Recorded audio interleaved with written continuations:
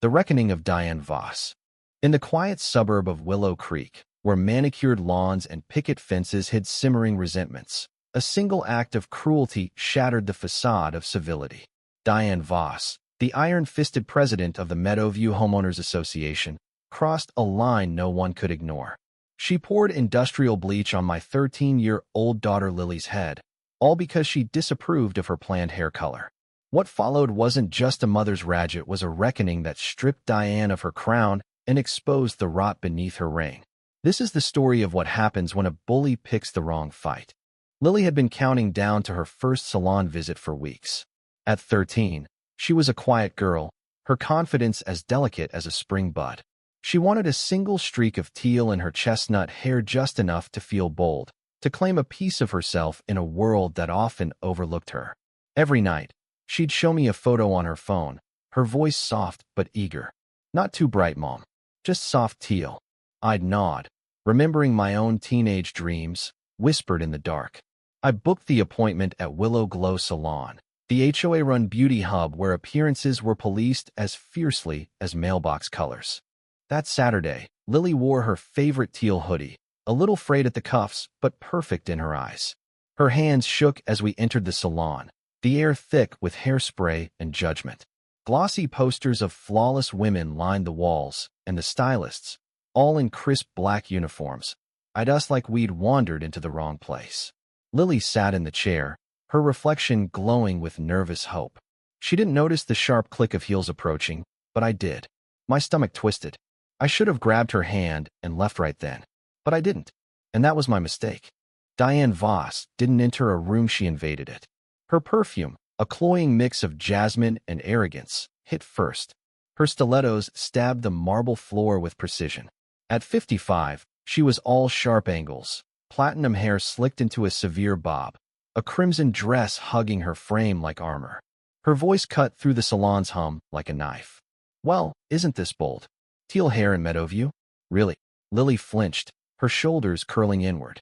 I stood, stepping between them. "She's just getting a streak, Diane. It's her appointment." Diane's smile was a venomous slash. "Oh, darling, I'm just surprised to see such choices in our community salon.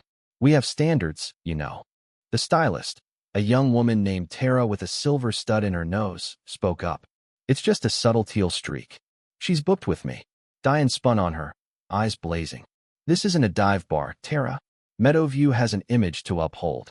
The HOA sets guidelines for public spaces, and we can't have teenagers looking like graffiti." My fists clenched. "She's 13, Diane. She's not breaking any rules." Diane raised a manicured brow. "Not yet."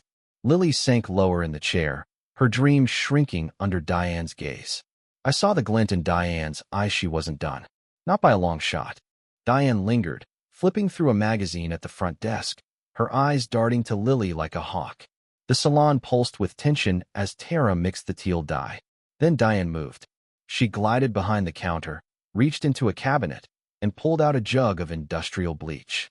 "Diane, what are you doing?" I snapped. She smirked, all mock innocence. "Just helping. That hair needs a proper fix." Before I could lunge, she unscrewed the cap and splashed the bleach onto Lily's scalp. Lily's scream pierced the air, her hands clawing at her head as the chemical burned.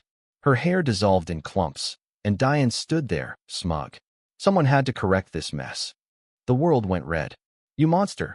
I roared, shoving past Tara. Lily sobbed, her face streaked with pain. Diane backed away, still holding the dripping jug. "You're welcome," she sneered. The salon erupted. Customers gasped. Tara dropped her bowl. Someone dialed 911. I didn't care. I slammed Diane against a shelf, products crashing to the floor. "You touched my child." Her smirk faltered as I yanked her by her pristine hair and forced her into Lily's chair. "You think you're untouchable?" I grabbed the scissors from Tara's station, their blades glinting. "Let's see how you like it." Diane squirmed, her voice shrill. "You can't do this." I didn't hesitate. I sliced through her bob, chunk by chunk, her hair falling like dead leaves. She screamed, flailing as I grabbed the clippers and buzzed her scalp clean.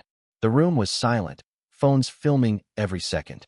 I poured a bottle of shampoo over her head, scrubbing hard. "Feel that violation, Diane." She sobbed, her mascara running, her power gone. I stepped back, trembling, and turned to Lily, curled in the corner, her scalp blistered. "She did this to a child?" I said to the room. Diane slumped, bald and broken, a fallen queen. The police arrived minutes later, sirens screaming. 2 officers and a paramedic rushed in. Diane pointed at me, suds dripping from her scalp. "Arrest her. She assaulted me." The officers ignored her, kneeling beside Lily. "Is this the victim?" one asked. I nodded. "She's 13. Diane poured bleach on her head. The paramedic's face darkened. "Hospital now." An officer turned to Diane. "Where's the bleach?" Tara pointed to the shattered jug.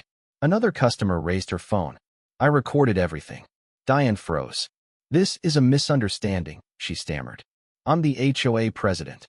The officer cuffed her. "You're a suspect. Hands behind your back." The cuffs clicked, and Diane's reign ended. The video hit the internet before Diane reached the squad car. By evening, it had millions of views, the headline screaming, "HOA tyrant burns teen scalp, gets shaved and cuffed." Commenters raged, "Jail her.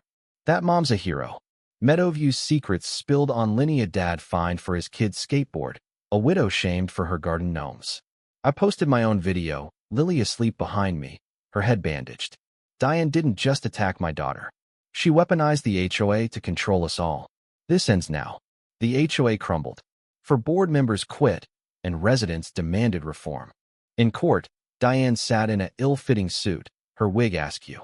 The charge is assault with a chemical, endangering a minor carried weight. Her lawyer's defense was weak. Ms. Voss was stressed. I stood, voice steady. My daughter wanted to feel seen. Diane chose to burn her instead. Lily took the stand, her short hair framing her face, a teal scarf around her neck. She said I looked like trash. Then she hurt me. The judge's verdict was swift: 6 months probation, 200 hours of community service, and full restitution. Diane's HOA title was stripped. As we left, I whispered, "You're nothing now." She didn't reply. Weeks later, Lily faced school picture day. She touched her healing scalp, refusing a scarf. "I want them to see me." At school, she stood tall, her teal hoodie bright. Her photo, raw and real, became a symbol of resilience. Diane was banned from the HOA, her name erased from records. Her mansion sat dark, her presence a ghost. Willow Glow hung a new sign. "All are welcome." Lily smiled when she saw it. That night, she said, "Mom, you didn't just save me.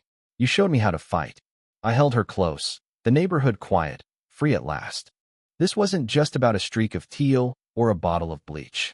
It was about what happens when cruelty hides behind authority and one mother refuses to stay silent. Diane thought she could erase Lily. She didn't count on me. Sometimes, justice isn't a gavel, it's a pair of scissors and a mother's fury. What would you do if someone hurt your child? Would you stay calm, or would you fight? Share your thoughts below. Do you think violence is ever justified against injustice? Let's talk about it.